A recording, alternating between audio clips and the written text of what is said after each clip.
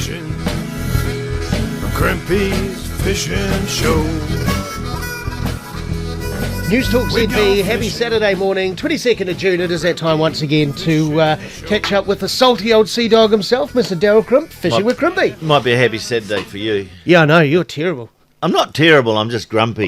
Oh no, you look terrible. Yeah, well, thanks to you. You don't sound good either. No, thank you for passing on the lurgy.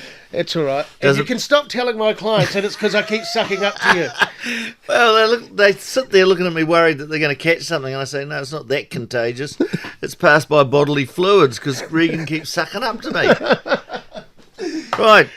Yes. What's happening anyway around the traps? Well, it's quite interesting. Something's come out of our Facebook page over the last couple of days. That's been quite a surprise for me, and I'm sure it would have been for you as well. Well, I had to have a little giggle when I heard it. Why? Well, snapper fishery in the North Island's under threat. Yeah, big time. It's there was a report in the Herald about the fishing snapper stocks in the North Island, particularly the Hauraki Gulf east of Northland and the Bay of Plenty. Yeah. Apparently they're well down. They're below, in the Bay of Plenty, the levels are very bad. They're below 10% at which the stocks are said to have, they're below 10%. And that's the stocks have said to have collapsed and the fishery would be closed. Really? You sound really intelligent this morning. Well, I'm very intelligent. You've been researching this. I've been researching very hard. What? No, I was just going to say Facebook's obviously proving worthwhile then. Oh, it is. It is. Yeah. And look, at the end of the day, I want people to go onto our Facebook page and wage in on this, because what do you think? Is the knock-on, if they cut the bag limit, is the knock-on effect going to come down this way?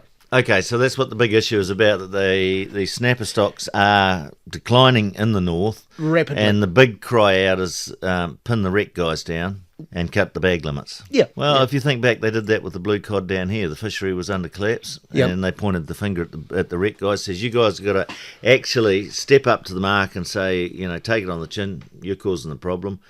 And we did that, Yep. and look what happened. Yeah. They cut the numbers right down, and the increase for the commercial catch went up. So the thing to bear in mind with this is that while you're, bag limits, a lot of people are arguing, like in Auckland, the bag limit for snapper is 9 fish, and they're saying, goodness gracious, who needs 9 fish a day? That's ridiculous. Yep. A couple of points I'd like to make on that is the fact that that fishermen don't get to fish every day of the year.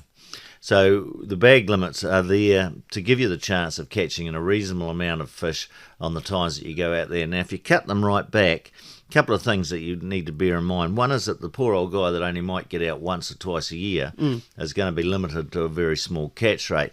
The second thing to remember is that once you reduce the personal or the recreational bag limit, then you never ever get it back again. And remember, it's a different story for commercial. You can slag them all you want, but they're entitled to catch what they catch because they own it. They have quota. We have a bag limit by the grace of not God, but the government. And if that is eroded away, then you know what politicians are like. You'll never get it back. You'll have no hope in hell of ever getting it back. So if they've got a problem up there with their fishery, then I suggest they start looking at other mechanisms before they reduce the bag limit. And the thing that we found down here too in terms of reducing the bag limit, if you go too far, you get a backlash. And that's what we're now seeing with the blue cod fishery around here in the Marlborough Sounds. People have had an absolute gutsful of the way that the government hijacked the management process, brought in these Phil Heatley. Look, he's gone now. He's a minister of pretty hairdos or something. So he got his slot fishery, stuffed everything up for everybody else, made absolutely stupid decisions, and left us with a management policy that is just never going to work. And what's happening now is that people are saying, to hell with us, and they're starting to break the rules. Right. And there's a backlash, and you'll find that will happen in the north as well. So it's going to be an interesting debate, and I'd like to see where it goes from here. Yeah, we'll go and wage your thoughts on our Facebook page, The Fishing Paper. All right, well, we've got a new kid in the industry. We're going to introduce him next from Totally Boating, so we'll talk to Tim Wells. I look forward to it. News Talk ZB, it is Fishing with Crimpy. If you are heading out on the big wet today, should listen out for the tides. Well, it must be very, very rough out there because I can't read the tides this morning. Well, they look pretty bloody choppy to me, I tell you that. I've had to hand print them. I've made the first mistake ever in my whole entire life, and I left the running sheet for the show back at the office. I wouldn't have admitted to that. You were about to. I set you up. You did. High tide in Nelson Day, 17 past 8 a.m. You've got a 3.9 metre high tide. All the way up to Stevens now. See, we're all over the place according to Reagan. 15 to 8 this morning at 2.6 metre tide. Chriselle's, your high tide is at 8 o'clock, 3.3 metres. And we go down the coast to Westport and Greymouth, 23 minutes past the hour of 9, 3.2 metres for Westport. And you're actually 5 minutes later, 28 minutes past the hour of 9 for a 3.3. You just bitch it out down there, don't you? They do, don't they? Hey, fisticuffs. I know. Handbags. All right. Dawn. Introduce your very special guest this morning. Yes, well, I'd like to introduce a very special guest, of course, a new member to the team at Totally Boating, of course, there in the port, Mr. Tim Wells. G'day. How are you? Yeah, very good, thanks. Nice to have you on board. Thank you. Tim, you've come back to the land of the living. You've spent you were born in Christchurch, so we won't hold that against you. But you've moved to Nelson just recently. For what reason? Mainly for the lifestyle around here. Do a lot of boating, fishing. So just the slower pace of life, easy to get out on the water. We've got a place down at Kiwi, so we head down there as much as we can and get some great fish around there. Yeah. See, your boss is not going to like that, because I was actually leading you on to say that you're the new sales man at Totally Boating. Yeah, that's right. That's secondary course. Oh, we'll talk about that later on. Yeah. We sail from out on the water now as well. We set up a little yard by the Muscle Boys. So Right. yeah. And of course, you need a background in boating and experience to be able to sell and talk boats. That's right. Yeah. Obviously a passion as well. Congratulations and welcome to the position of sales rep at Totally Boating. Thank How long you. have you been in the gun seat? About 6 weeks now, so Yeah. still pretty fresh. Yeah. But sold about 3 boats. And that's pretty good for the time of year. Well, you've got to be happy with that. Now, you do have a background in sales, but it's not actually selling boats. No, I've been selling commercial furniture, as exciting as that sounds. Riveting. Yeah, so cinema seating. Very riveting. Yeah, a lot of sitting down on the job. And airports and sort of bigger commercial projects. So it's good fun. Is there much of a shift from selling that style of product to selling boats? Yeah, there's a few different things. The seats don't float very well, but yes, there's a couple of things. I guess with boats, it's a lot of face-to-face interaction with the person, building a relationship, which I'm keen on, and I love meeting people and hanging out and hearing their fishing stories and disaster adventures, those kinds of things. So those skills cross over from building relationships in any industry. So it's good. I might get you to give Reagan a few pointers in the head. Relationship building. Yeah. Well, you picked up on that. I never said anything. I was going to say driving boats. I was just making a note here. Become friends with Tim has batched at Kiwi. Yeah. Full stop. Stop sucking up to boss. He gets grumpy when he's got the lurgy.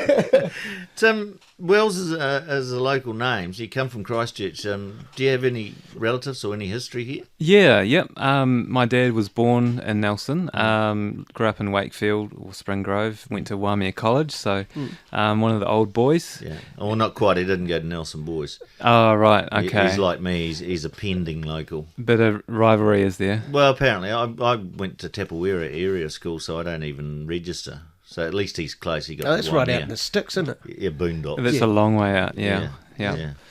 So my grandparents from here as well, great-grandparents. So there's probably some Wellses out there distantly related. Yeah. Would you be related to the Welleses that were on D'Urville Island?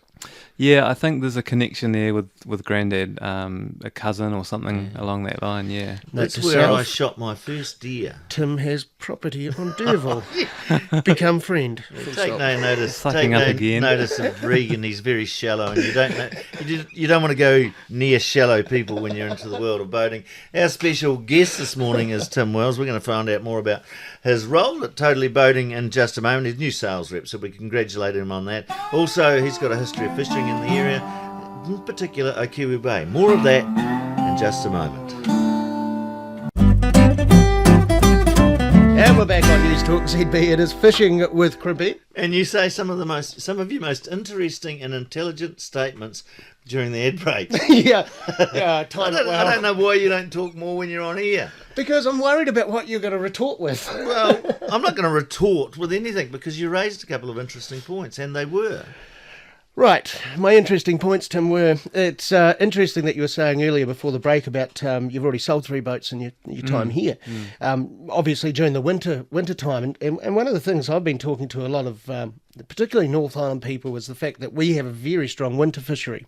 You know, and I think, Crimpy, you mentioned it on the show last week that up there fishing sort of stops in summer, after summer, and then there's nothing. And the thing is, down here, we've got such a strong winter fishery, it's all year round. Yeah, so, we've got guys going out all the time. Yeah. And the thing is, they need to go out deeper now, don't they, in this time of the year to target those species. So they need the gear, they need the boat, they need the engine. So, you know, it's a good time to be...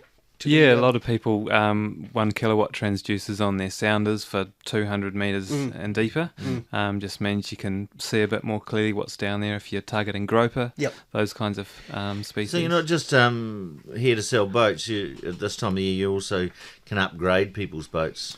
Yeah, that's right. One of the other things is this time of year, if we're building a new boat for someone for spring or summer, there's actually a bit of a lead time. So people are thinking about it this time of year ahead of time coming up into next season. It can be 2 or 3 months to get a boat custom built. So, yeah, there's that element to it as well.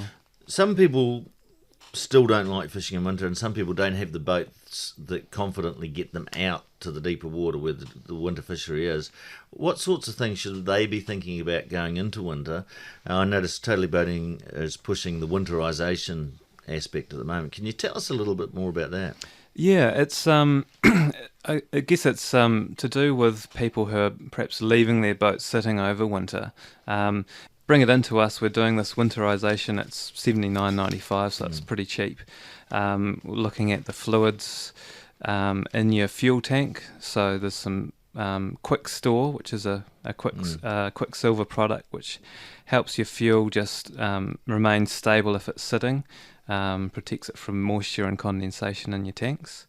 Some other things that can come up, water in the gearbox as well, really expensive if we need to look at repairing or replacing your gearbox. So if we can catch that salt water before it's been sitting for too long, then you're going to save money in the long run.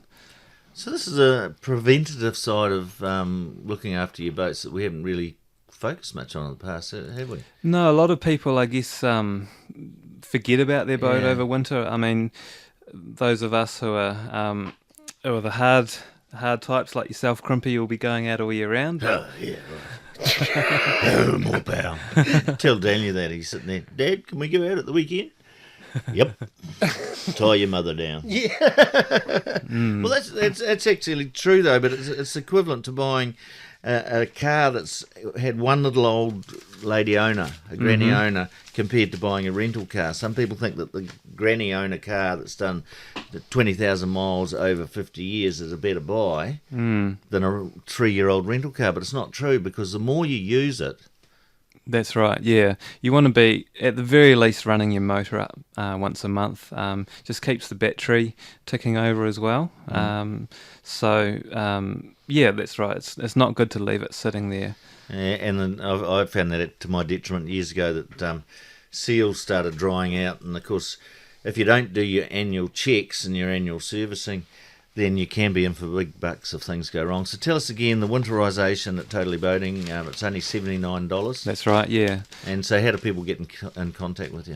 Come in and see us at the port or give us a call to book that in. So it's 03548 2448. And we're happy to help. This time of year our techs aren't as full on, so it means that we can get it done quicker, and also if we need any parts in from the States or offshore, there's no delay. Often we find that people need a component, need to get it in. At the peak season, spring, summertime, it can mean you're without your boat.